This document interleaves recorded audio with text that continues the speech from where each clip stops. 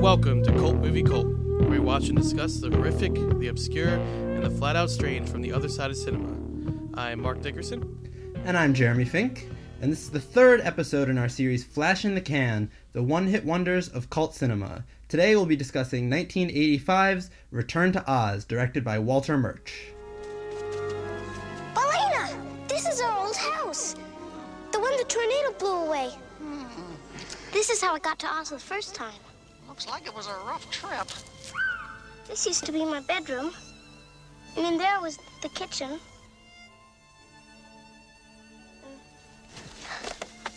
That's where we landed on the Wicked Witch of the East.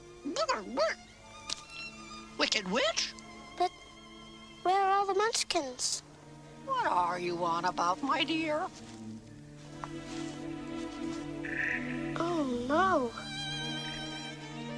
Return to Oz is a 1985 fantasy film directed and written by Walter Murch. It follows the story of Dorothy Gale, previously from The Wizard of Oz, also featured in Frank L. Baum's Oz series, as she looks to return to Oz after a brief hiatus at home. We pick her up after the big storm that's destroyed her home, and she's having some kind of strange delusions of Oz, or at least her Auntie M sees it that way. And so they look to send her to an institution where she can be cured of her delusions and her visions of this strange land that she keeps talking about, where she's given electric shock treatment. She escapes in a rainstorm, floats over to Oz, and then has to kind of find her way through Oz and the strange land it's become in the time since she's been there last. It's been decimated. It's this decrepit, kind of no longer nice, beautiful place. No. And she looks to return it to its former glory with her new companions TikTok, Jack Pumpkinhead, and the Gump. Yes, the Gump. A couch, a couch with a moose head. The Gump. Exactly. It's exactly what it is. Yeah. A little bit of a tricky synopsis there to get through, because it's a little bit of a tricky plot for this film. It's kind of out there. Well, it starts off very dark. Yeah. So it stays pretty dark the entire time. But before we get into the film, Jeremy, I just want to mention, I think it's safe to say that we won't be talking about very many Disney films on this podcast. But this is a Disney film. And I don't think we ever talked about anything produced by Disney at this point. Mostly because, mostly because most of what they make is pretty mainstream and does very well. Not many cult films in their repertoire. So this is a bit of an anomaly. And it's an anomaly for a lot of reasons, which we'll go into during this episode. But one of the reasons is, so this is a sequel to, obviously, The Wizard of Oz. And this came out 46 years after that film was released. And also another anomaly here is that Walter Murch, who is known as a legend in the film business, he's actually known for his sound mixing and his editing. He directed this film, and because this is the series where we're talking about one-hit wonders, so this is the only film to date that he has directed. And while he has done a lot in the film world and he's very revered, this was not seen as a success when it came out. It was very much not successful. So yeah, it kind of fills an interesting place in kind of the grand scheme of cinema as a whole, and also in the career of Walter Murch. As we just mentioned, he was really known for his sound mixing and his editing. He has credits that include sound mixing. He sound mixed The Godfather. He sound mixed American Graffiti. He edited and did sound on The Conversation. And what he's most known for is his editing of Apocalypse Now. So he's really kind of renowned, he's the guy, tour-driven, big, important movies he's known for. Yeah. So this was kind of a strange way. I actually, this is the first time I've seen this movie. This was Mark's recommendation. And when he said that Walter Murch had directed it, I was really pretty surprised to learn that. I had never even really heard of this film. I guess it kind of flew under the radar for me. Yeah. But it has a kind of interesting backstory that I was finding, because I guess Walter Murch was talking with an executive at Disney, and they were asking him what he wanted to do to see if they could kind of find common ground for him to work on a project. and he said that he wanted to do something that would take them back to the universe of Oz.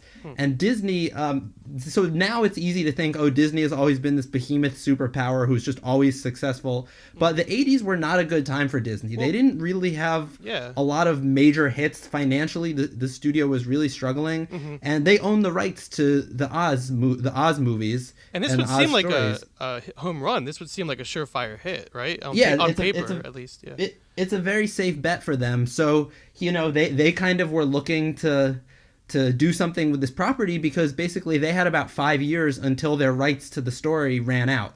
So they were looking to get something produced because it was this great intellectual property that they didn't want to pass up.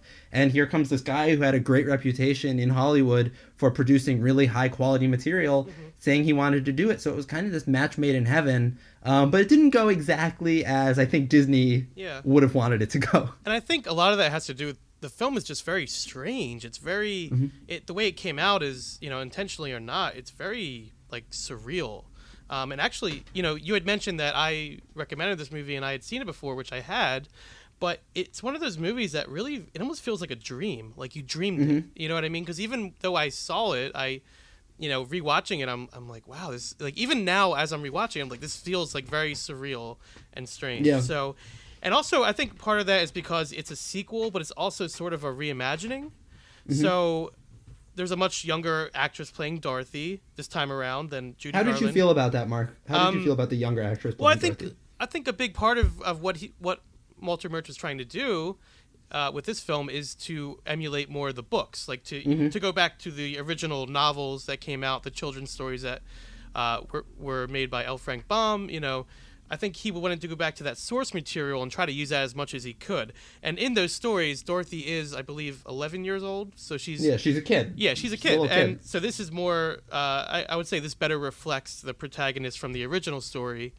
So in that regard, I think it makes sense. It is strange because it's also, like we said, it's also a sequel to The Wizard of Oz. So it's like, okay, but now this character looks younger. And, and the characters that we do see who come back, very brief cameos like the Scarecrow and Tin Man and Cowardly Lion, they look very different, extremely different actually, and are totally different personalities. So yeah, it has that kind of dreamlike, surreal kind of feel to it. Would you agree with that?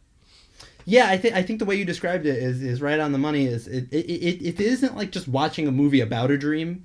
It's kind of like digging into one yourself, where it really takes you to this strange place, kind of in a similar way, but also a different way to how the original Wizard of Oz. I think the original Wizard of Oz took you to this kind of more whimsical, I guess. Yeah, a whimsical kind of sweet dreamland, like the kind of place where you would want to hang out. Even the scary elements. Yeah. Like the witch and the flying monkeys always scared the hell out of me. They're still scary, yeah. They're still scary. But for the most part, even the kind of scarier elements about the original Wizard of Oz film are still fun to exist in. Yeah, there's like the Technicolor aspect and the everything looks like candy and yeah. Yeah, the scary elements of this film, this feels more like a nightmare than a sweet dream. Like even like the yellow brick road is torn apart. Everything kind of looks like it's just been demolished. It's not a sweet place to go. But this was meant to be a kids movie. Right. I can't name too many other children's movies that have electroshock treatment as a major plot point. Yeah. So they really took some risks, and this may have been why Disney maybe struggled a little bit in the 80s. Is they were kind of trying to find who their audience was, because maybe some of the kids who they had previously been able to cater to were growing up a little bit. Yeah. And they were maybe trying to find a way to kind of balance, not making it for too little kids, but not making it straight up for adults either. But that's the aspect I feel like you can look back at it now and kind of respect that, because I respect the fact that when it came out, I'm sure people were perplexed at the time. I'm sure it didn't really make much sense, but like looking back at it now, and now that it's become more of a cult film, I can respect the fact that they didn't really cash in too much on the nostalgia, like as much as they could have, right? Because like we talked about, the ruby slippers are there, Toto makes an appearance, there is the yellow brick road, although, and the Emerald City actually, they do reappear, but they are, disfigured and broken, like you said. The citizens all turned to stone. So the elements are there, but they're so different, like so boldly different, that it almost seems like they did that intentionally. Like, they definitely they went a different route, a somewhat darker route, which we'll get into, I'm sure, more. But and I'm sure that's a big part, that the mainstream audience at the time rejected the film. I think they wanted probably more of the same. They wanted what they remembered, from their youth. Well, I think context is important too, because this movie, it came out in 1985, and this was peak Reagan America. Oh yeah. This was peak Reagan 80s, and which we'll get back to with American Psycho, by the way. Which we will get back to later on in this series with American Psycho. But I think there was a thing where people kind of during that era, a lot of the movies that were very successful had this kind of they needed to have a sweet kind of feeling to them by the end, and this movie, once again, as we say on pretty much episodes, spoilers ahead. Watch the movie first. Yes, if you will. But always. Even though this one kind of has a sweet ending, to me it didn't really feel sweet because this girl is still going to live again with her aunt and her uncle, I believe, who just sent her to get electroshock therapy. And the only reason they didn't go through with it is because it burned down or something like that. Yeah, and that was also something. This is a little bit of a jumping around thing, but at the very end of the film. Once again, spoilers. At the very end of the film, the center where she was getting her electroshock therapy, someone made a quick comment that it burned down because it was struck by lightning. Yeah. And that the man who was in charge of the electroshock machine died in the fire. Like they just casually, they're like, yeah, he didn't make it out of the he didn't make it out of the fire. He went back in to get his machines, and then this other woman who was just doing her job was arrested. For some reason, probably because Dorothy she's evil. Yeah. Got away because the light. Yeah, just because she was evil. But like these were two people who, it wasn't the best medical practices. We know that now. Yeah. But at the time, they were just medical professionals trying to innovate and do their job in the field of mental health. And they killed one of them and let the other one go. It was a little bit of a it was not a happy ending for everyone, or really anyone for that matter. I guess because Dorothy still, we don't really know if this actually happened or not. Dorothy might just be having hallucinations as a 10-year-old girl. She has a new house that's built, but they still live in a place where probably another tornado is going to come any day now. It's really not a happy, sweet... more of a, like a somber ending, sort of. Yeah. The whole thing is a little more somber. In keeping with that, that tone of the film. It's definitely darker. That's for sure. Yeah. And that's a term that gets thrown around a lot now. Like, like films with darker, gritty. Those words are thrown around a lot. But I feel like this film is just is that way. I feel like it's not even trying to be that way. It's just the way it comes off. Is we'll get into some of the specific images that still creep me out to this day. But there's lots of stuff like that. So, so as you mentioned, there's the they brought more real-world elements into the film, I noticed, than the first one because, as you mentioned, it starts off with that very controversial treatment, in quotes, of electric shock therapy, which is super controversial, and there's a lot of history behind that. And to put that in this children's film, to have the main character going through that, seems like a very deliberate choice. Seems like Walter Murch knew what he was doing with that. Because it's almost like he was trying to tie it to a time in history. A time that whereas people look at the first film, the first Wizard of Oz that came out, what was that, 1939, I believe. And it's like they look back at it with a very saccharine and just like a an image of it that's just like bright and happy, but things like this were going on at that time, and it's like, and it's like he, Walter Murch was seemed like he wanted to bring more of that real world element into the film. Yeah, well, and this is also, a lot of the work Walter Murch did was very kind of driven. If you look at a lot of the movies and when he was kind of at his peak creativity and peak working with these big directors, a lot of it was kind of political. Apocalypse Now is a Vietnam film. You know what I mean? There was this certain element of politics and cultural critique that went on in the work, and I think that he kind of was looking to find a way to slip it into this film a little bit. Which I don't know. It's really interesting. It's so bizarre now, just thinking about how that script kind of got through all of the channels that it got through to be a Disney movie. Right. I have a hard time now. I mean, now everything is a little more dark and edgy. And Disney owns everything now, so. But yeah, and Disney owns everything. But even so, like a Disney movie that's intended for kids, perfect example would be like Inside Out or something like that. Like it's dealing with some kind of dark, heavy subject matter, but they do it in a way where like it's not so explicitly shown. Someone might be going through something, and kind of using their imagination to process and cope. But it's not going to be done in a way that makes you feel kind of horrified. Like, it's not going to make you really face the realities of electroshock therapy. They'll do it in a way where it kind of makes you understand that maybe that's what they're getting at, but it's more about implication. But this was like you saw the machine. Yeah. And it was the machine had a face on it, which made it way scarier. It was supposed to, I think, make it like a little sweeter and cuter, but to me, like it... Yeah. Well, it's, I guess, a callback to the original film, right? Because, so, like you mentioned, the electric shock machine in the film, or in the real world of the film, resembles the character that we go on to meet in the film TikTok, right? So he looks like a robot. And that's similar to the farmhands reappearing as different characters in the first film. And how there's like different elements from Dorothy's life that kind of come back. So I thought that was actually kind of clever and kind of cool. But also really disturbing. Oh, yes, definitely. This girl is, what's the word? Anthropomorphizing a electroshock therapy machine to be her friend. Exactly. Like that's one of the most disturbing things I've maybe ever seen in a movie. This movie is quite disturbing. It really is. It's quite disturbing. It's really... Which is why it's kind of a good cult movie, because now as an adult, we can watch it. It's it's great for Halloween time, too. Yeah, great for Halloween. Not necessarily, but there's a character with a head, as a pumpkin as a head. Speaking of heads...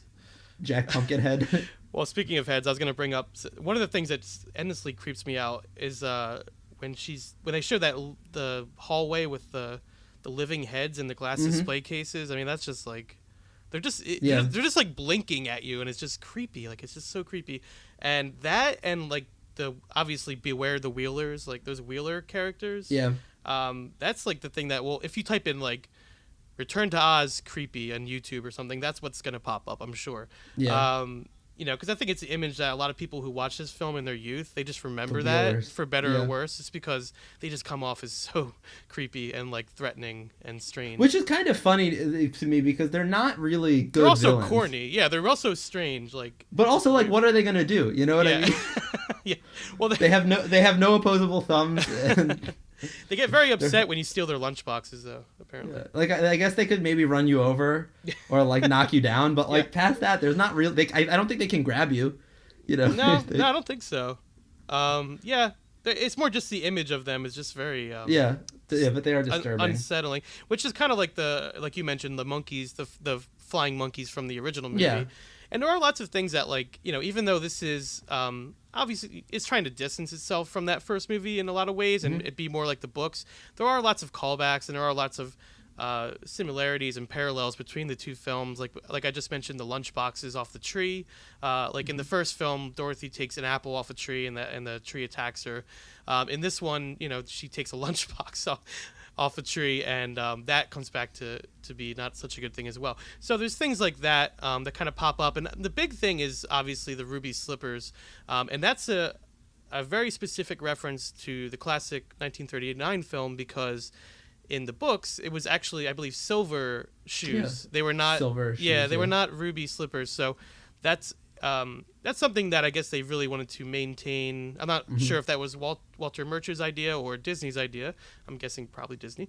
But maybe both. Maybe they just wanted to incorporate that, because that's the most iconic probably image from the first movie, is those ruby I would sisters. actually be curious, though, if it was Walter Murch or Disney, because apparently that was the one thing that MGM did own the rights to. Disney did not own the rights to the ruby slippers. Right. Right. Because that was an addition just for the movie. That wasn't because Disney had the rights to use the books. They did not have the rights to use things that were made up just for the movie, which is probably why the characters look different. Yeah. And all that. That's a very good point, actually. Why Oz looks different, why a bunch of things in the film look different. It's probably a rights issue, but apparently they paid a lot of money. I don't have an exact number, but they paid a lot of money to be able to use the ruby slippers. So I don't know, but it is an interesting thing. But I think, and Mark, you were saying this before, I think they kind of had to, because we had all culturally just attached this idea of these ruby slippers to the Wizard of Oz in so closely that for them to not use the ruby slippers, but to kind of proclaim this as a sequel to the Wizard of Oz, which I don't know. I'm looking at the poster right now, I'm not seeing anything that says it's actually a sequel to the Wizard of Oz. It's, obviously it's Return to Oz, and their tagline is, it's an all new live action fantasy filled with Disney adventure and magic. Yeah. So they say nothing about it being attached to the Wizard of Oz. So that really was the ruby slippers were like the only element that really was it directly from that film, I guess. Yeah, which is kind of an interesting thing. And once again, this is why I say I'm not sure Disney totally knew on this one what their goals were, in terms of where they were positioning this, because I think they could have just marketed it totally as its own thing, and it may have actually done better. But because they kind of made it seem like it was maybe something that was attached to the original film. They wanted to bank on that nostalgia a little bit. They wanted to bank on it, but they didn't make something that felt anything like the original film. Exactly, and I think that's where the disparity comes from. It's like, it's supposed to feel this way, but really it feels like this. So because this on its own, is it's a very specific, way different thing, and I think if you just to say, all right, we're coming out with a movie that has nothing to do with the Wizard of Oz. It's about the books. It's a literary adaptation. Yeah. And it's close to the books. I think people might have had an easier time kind of accepting it. That's true. That is true. And if you look at the illustrations from the original books, which I love, by the way, and I did read the first 3 actually. Oh, you did? Just because they're so short, and I just was curious because I always, the first movie. As I was telling Jeremy before we recorded, it's my mom's favorite movie, and we watch it all the time, like every year, like we'll always watch that movie.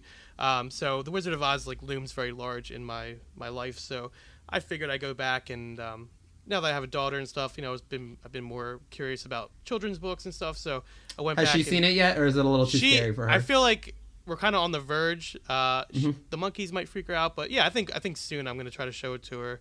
Very exciting. Which would be cool. So this film is, while it's such a classic, I think it's kind of cool that maybe because of necessity, I guess they actually went more toward the original books and the original illustrations, and because I do like the illustrations from the original books, and they actually went the way they portray the characters, like you don't see the Tin Man or the Lion very long, or but when you do see them, they actually resemble the illustrations from the original books, and those were done by William Wallace Denslow. And when you get a chance, look him up and his history with the author L. Frank Baum of the original book, because it's extremely interesting. I went down a little bit of a rabbit hole with it on Wikipedia, and I just want to mention that at one point, so they have a bit of a feud, not to get too into it, but just they have a bit of a feud, the two of them, about who owns the rights to the actual characters in Oz, and they both have competing newspaper comic strips at one point, and also at one point, Denslow, the illustrator, has his own island and declares himself the ruler of the island. And this is a real person that actually existed. So yeah, when you get a chance, if you're interested, look that up. But back to Return to Oz, which is in its own way quite odd and surreal. So I mean, Jeremy, what are your kind of what are your thoughts? I mean, since you haven't ever grown up with it, or you had never seen it before, what's your main takeaway from this film? So a few takeaways actually.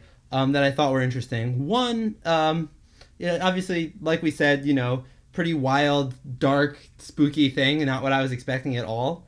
So that was just kind of exciting because I've never really seen such a dark take on the Wizard of Oz. Not on the Wizard of Oz, but on the Oz folklore. To be totally honest, I don't know too much about it. I love the original movie, but past that, I don't know too much. So this was kind of interesting. 2, this movie had a really great cast. Yeah. Like a particularly interesting cast. So the one who played Auntie M, Piper Laurie, was the mother in Carrie. She gave an intense performance in that, and then was later featured in Twin Peaks, the series. Yeah. Which I thought was a kind of interesting thing, especially because David Lynch is a noted Wizard of Oz freak. He loves the Wizard of Oz. Right. So in a weird way, this movie maybe kind of influenced Twin Peaks. Which is kind of interesting. The other thing that called to mind, as we're doing this One Hit Wonder series, for me, what I find so interesting about One Hit Wonders is kind of the influence they had because generally, at least for me creatively, I'll get really into a particular artist and that artist will start to influence me. But every once in a while, there'll be a standalone movie or a standalone song or a piece of painting or something. So, someone who doesn't have this prolific career, but they make something that really kind of gets in my head. And I was thinking about what movies this movie might have influenced. And the one that kept coming to mind, which is actually, it's not a one-hit wonder because he's made so many other films. But I kept thinking of the movie Sucker Punch. Okay. Directed by, I believe, Zack Snyder. Yeah.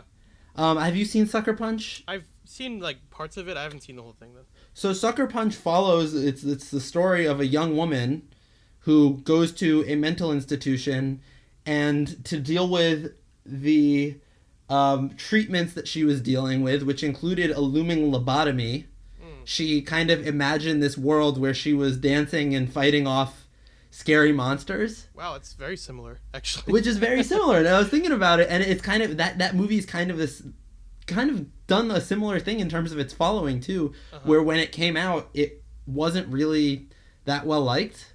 And because people, I think, just didn't really get the tone. But in recent years, at least personally, a lot of people I've talked to who really love kind of dark and weird movies have expressed their love to me for the movie Sucker Punch. Okay. So I don't know. I think there are some interesting kind of parallels there. So I don't know if that's really a takeaway or just kind of something I connected with. But I always think it's interesting just seeing these this kind of family tree of these kind of cult and obscure movies of how they branch out. What about you, Mark? What kind of takeaways or ideas did you pull from this? Really, just what I said earlier about it feeling like a dream, and I think that's what I like about it. It's also probably the main fault of the film is that it's maybe besides it being unsettling or disturbing, which for that depends on who you are about whether you're into that aspect of it or not. I just feel like it's maybe a little muddled because it is based on essentially not one book but two. So So it was the direct sequel to Wizard of Oz, or The Wonderful Wizard of Oz, the book. When it came out, it was followed by two books by L. Frank Baum called The Marvelous Land of Oz and Ozma of Oz. So two completely different books, and he took those and kind of, I guess, mashed them together. And I mean, he does it in a good way, I think. Like, I think he did some actually pretty clever stuff with it. But because he kind of takes those two different stories and puts them together, I think it in turn kind of makes the movie feel a little muddied and kind of all over the place, maybe not in the best way. But other than that, I feel like I'm a sucker for practical effects and animatronics and stuff like that. So, and I think they even used some claymation in there. So I think they used a lot of claymation in here.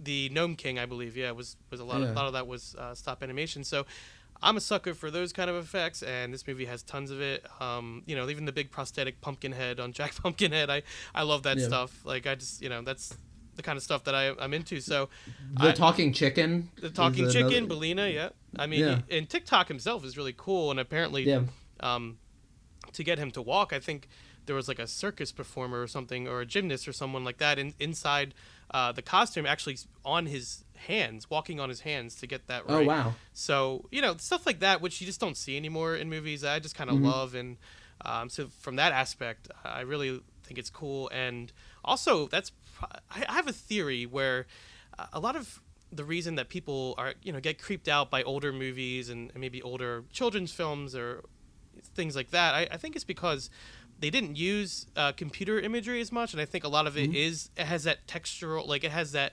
it feels real. It looks more real in certain ways, and I think it kind of gets in your head and can kind of mess with you in that way, which I think is kind of cool. Like, I think that it's cool that they actually made a TikTok and they made a Jack Pumpkinhead, and and they may not look perfect and they may look a little eerie, but I think it's cool they made them, and I think that's part of why these images stick on our heads.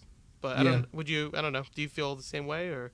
Yeah, I mean, I love practical effects. Yeah. I think it's just so fun. I mean, there's a place. I'm not one of those people who's just so anti CGI and computer driven effects. If it's used sparingly enough, I think if fine, it's used sparingly or in the right situation, it can be very good. Right. But there's something about practical effects where there's just a certain level of creativity that has to go into figuring it out, that I think you end up with these really interesting solutions that sometimes look great, sometimes don't look as great, but they always kind of have a unique feeling to them because each specific problem requires a specific solution. There's not kind of a blanket solution to figuring out. Because you say, all right, we want a character who has a neck as thin as a Coke can, but we want him to have a head the size of 3 basketballs. Right. That's a pumpkin, and we want him to talk and move. Like, that's a really specific, complicated problem to figure out, and the solution you're going to get to that, trying to actually make it happen, is going to be more surprising and more interesting than going on a computer and doing it. Right, the practicality of it. And in that instance with Jack Pumpkinhead, they actually couldn't find a solution. They couldn't make his mouth move, so his mouth does not move in the movie, which is, that's fine. Like, you watch it and you're not like disappointed that his mouth doesn't move. Like, it's, it works. It all kind of works. So I think from that aspect, I do kind of I definitely respect the film and what they were trying to do, and the fact that I guess, like you brought up, maybe they couldn't really bank on the nostalgia as much as they wanted to. Maybe they did want to do that more, but because they didn't own the rights, maybe they couldn't. So maybe I'm giving them like more credit than I should. But I think it's kind of cool that it is so different. Because let's face it, if you're gonna try to remake The Wizard of Oz, you're gonna fail. Like, it's just there's no way. That's like we were just talking about before we started today. Like, it's one of those or maybe the one movie besides like maybe the original Star Wars, that Hollywood just won't touch again. Like Star Wars, the original Godfather, they won't remake. As far as like rebooting or remaking, like, they'll obviously use the intellectual property again, and the name of it. But they're as far as actually remaking the film, I mean, some films are just completely timeless and classic, and it's almost impossible to do that. And the original Wizard of Oz is one of those movies. So to me, this movie kind of makes sense. I mean, what else could you have done, really? Yeah. An interesting note too, in terms of, because I think one of the things we've kind of hit on a few times in this conversation is that this movie didn't totally land, and it's kind of tough to figure out why.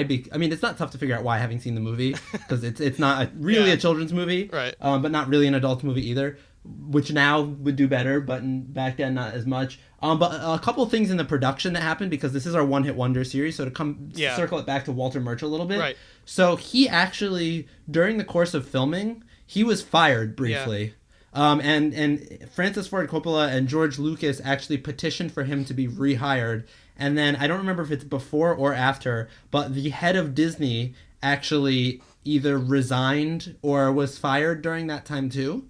So there was a change of management there. And when the next studio head came in, they actually gave this movie more money to make. So there are also just a lot of elements going on kind of behind the scenes that could also influence how a movie ends up tonally landing. Particularly the studio, because, a director being fired and then coming back, he still kind of has the same ideas. But a studio head switch, I'm sure you have one person who's giving the whole production one kind of notes, and then all of a sudden, halfway through, you have another person giving them notes that inevitably are saying the exact opposite thing. It's interesting you said they gave them more money? I believe they gave them more money, because what happens a lot of the time, in my understanding, is whenever there's a switch, like a big regime change at a studio, a lot of projects end up getting dropped. A lot of projects end up getting trashed, which means that there's A, money kind of going down the drain, but B, they don't have as many projects in development or not in development, they don't have as many projects in production, rather, for a little bit, which means that the ones that they are releasing, they probably really need to make sure are doing well. Right. And a lot of the time, a way in the film industry, at least in theory, to make sure your project does well is to throw a little bit more money at it. So my guess, I don't know, I wasn't there, and I don't know anyone who was directly involved with it to talk to, but my guess would be that they looked at this film as good intellectual property and said, all right, we don't have these other movies coming out because we just put the kibosh on them because there's regime change, but this one is a pretty sure shot because it's attached to The Wizard of Oz, so let's throw a little bit more resource-wise at this and see if we can make it really take off. Unfortunately for Disney, that was not the case. That's very interesting, Jeremy, because I read that the new executives that came in didn't have faith in the movie at all, and they gave it a limited promotion and a short theatrical run, so I thought that was part of the reason that it didn't do so well. So I don't know, and once again, this information, these are things that are kind of well, yeah. When it comes to the you internet, get a lot of different stories from Right. different people who were involved with it. Yeah, I can see it going either way. it could, and it could have been both. It could have been a thing where Right. they threw more money at it and then realized they didn't like the product and then cut it off. I don't know. These things get buried a lot, which is why it's complicated. Yeah. Movie financing, particularly at the studio level, is kind of a murky thing. People kind of have a habit of hiding money, particularly in their advertising budgets. They have a habit of hiding money, and the big reason for that, as I understand it, is that you don't want to actually show profit, because the minute you show profit, you have to start paying royalties to your talent and to your director and your creative people. But if you're showing that you're still in the red, then the only people collecting are the people who have put money into it. Okay. So I don't know. There's a lot of kind of complicated, shady stuff that can go on. Yeah, and a lot of it's like he said, she said. Like Yeah. In the end, I think there's a lot of reasons why this movie failed to find the mainstream audience. But of course, we're talking about it now, so it is a cult movie, and one that I think is still pretty well revered. I think a lot of people will watch this, especially around it happens to be October when we're recording this, so around Halloween time. I think it's just one of those kind of like eerie, kind of more creepy children's movies you can check out. And also, just to wrap things up, just landing on with Walter Murch, because we want to finish with him, because this is the One Hit Wonders series, and as I alluded to previously, this is a very specific use of the term one hit wonder, because obviously Walter Murch has had a very long, legendary career as a sound mixer, editor. But as far as directing films goes, this is it. This is the only film. I believe there was one TV project that he directed after this, but this is the only film, and I do wonder if the failure. Well, I'm sure the failure of it had something to do with the fact that he never attempted to direct another film. I wonder if he was even given the chance, though. I was gonna say I don't know if it was that he didn't attempt it, or if that he wasn't given them. I have seen interviews resources. with him, more recent interviews, and he seems very proud of this film still. So I'm not sure. I would have to look into that more to see if it was his choice or not. But it's interesting. It's an interesting anomaly that exists. And also, one other quick shout out I wanted to say about actually two. Walter Murch wrote a book called In the Blink of an Eye, and if you're interested in filmmaking. I was going to say filmmaking and editing, but filmmaking in general. Yeah, particularly editing, though. If you particularly have editing, an interest in editing. He wrote this book. It's very short. He added on to it years later, and it's still very short. And I read it in film school. Jeremy, I think you said you read it as well. And I just read it again recently. And there's lots in there to take in, lots of tips and tricks, and just like the way he talks about different films that he worked on. I think it's very interesting to read about that and to have in the back of your head if you're at all interested in film or in making films. It's kind of amongst editors considered the Bible of film editing. So much shorter. If you have any interest in, if you have ever edited anything, you will find a lot of material in there that you understand and have experienced. And if you are hoping to edit or just learning how to edit, you will find a lot of very, very helpful resources to kind of guide you in the darkness in the cutting room. Or just watch an interview with him. I mean, he's very knowledgeable and he's had a lot of experience in the business, obviously. And I still think of it every time I make a cut. I think of when someone blinks. That is when you make the cut. Usually. Anyway, so and one other thing. So he was also one of the writers of a previous film that we discussed on this show, THX 1138 with George Lucas. So those two were friends, and they wrote that film together. And you can find that in a previous episode we did for the series Lo-Fi Sci-Fi. So THX 1138, that was a fun one to talk about. And I think that about wraps it up for Return to Oz. Anything else you want to add there, Jeremy? No, just a fun, wacky find. Good unintentional horror movie. Exactly.